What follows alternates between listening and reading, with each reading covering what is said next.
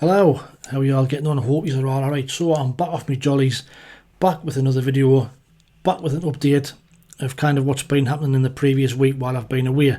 We've also got some big news regarding LUSOCCER and the new Sunderland home shirt. So stay tuned to the end of the video to hear that news. So what's been happening in the world of Sunderland? So Chris Rigg has signed a new contract. Massive news. Positive news, great news for Sunderland fans. He had been linked, with a move away. His first professional contract. He could have went anywhere, like Inter Milan and some big Premier League teams. Man United have been looking at him. Even Newcastle had been looking at him as well. But Chris Rigg has decided to stay at Sunderland. Signed, I think, a 2 or 3 year contract. Sees the club here as where he can develop his game even further. He said himself in his interview. He owes a lot to the academy staff who've helped him all the way through. He did say that he wanted to have a discussion with the new head coach before he actually made the final decision, but it's great news that he's actually signed that contract until I think it's 2027. What's your thoughts on us keeping Chris Rigg? I think it's a massive plus, a massive bonus, and I do think Chris Rigg will have a lot of game time this season and will play a vital part in how we do this actual coming season. So what's your thoughts on Chris Rigg signing that new contract? Also Job, it's looking like he could be potentially staying for another year before he moves on to bigger and better things. Now he's been linked with the likes of Crystal Palace. They've been like 20 million quid's been the offer. But rumours today that he thinks he needs another year's development in the Championship with us.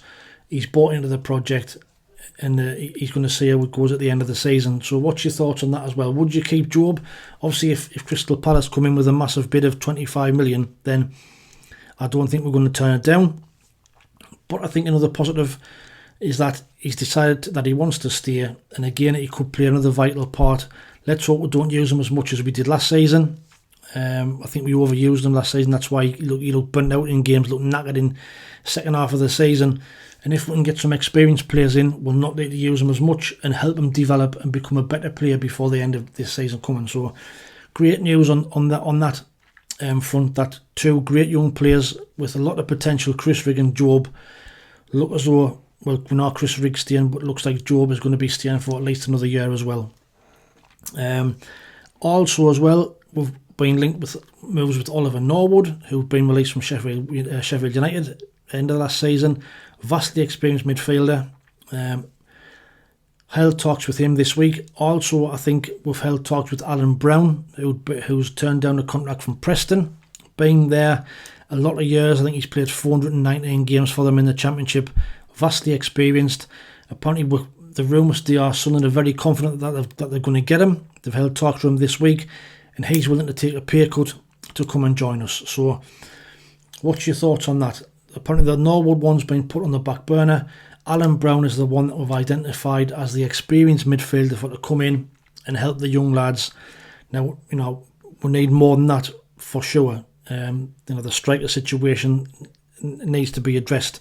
But what's your thoughts on the potential model move to now look at experienced players, the likes of Oliver Norwood, Alan Browne, who I think will be a great addition. I remember seeing him in the Championship, last year and the season before. He's a decent player, good midfielder, reads the game well, and I think will add great experience to the squad and to the team. But what's your thoughts on that? Regis Bris has done his interview this week as well. To be fair to the bloke, talks quite well, talks a lot of sense.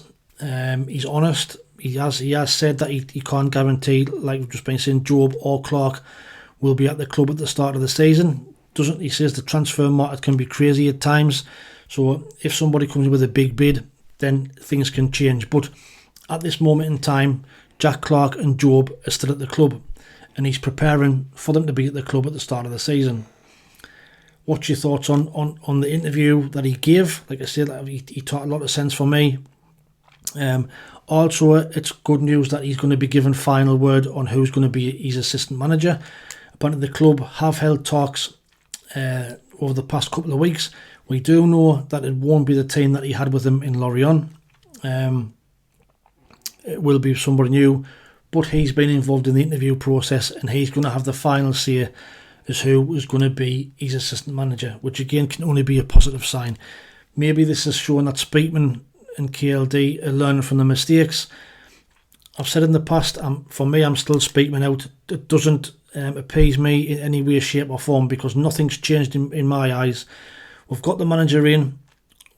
Yes, we've got these positive signs in the transfer market, but as of yet, nothing's actually happened and nothing's been signed, sealed or delivered. So for me, I'm still in the Speakman out camp until we see some major developments and we see some quality and some experience added to the squad, and we'll wait and see who Bris gets his assistant manager and his coaching staff.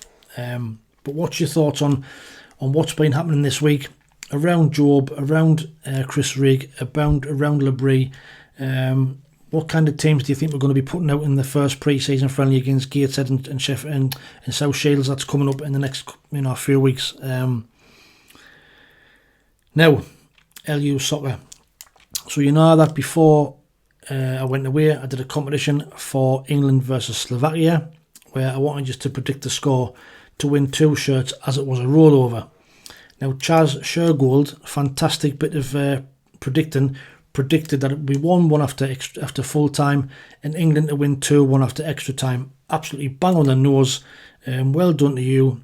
You should have put some money on that. You'd have been a rich man. But you chose the Denmark and the Scotland shirts. So well done. Congratulations. Them shirts will be on the way to you tomorrow. I'll be putting them in the post in the morning, so they should be with you by the end of the week. But well done again. Now that leaves 2 shirts left to give away. So as we know, England are playing Holland tomorrow, 8 o'clock kickoff. So for a chance to win one of those, I want you to predict the score for the match tomorrow night. It's at 8 o'clock kickoff, so you've got from now until the game kicks off at 8 to get your score predictions in, to have a choice of one of those French shirts. Quite ironic that we might possibly play France in the final, which there'll be one of them left.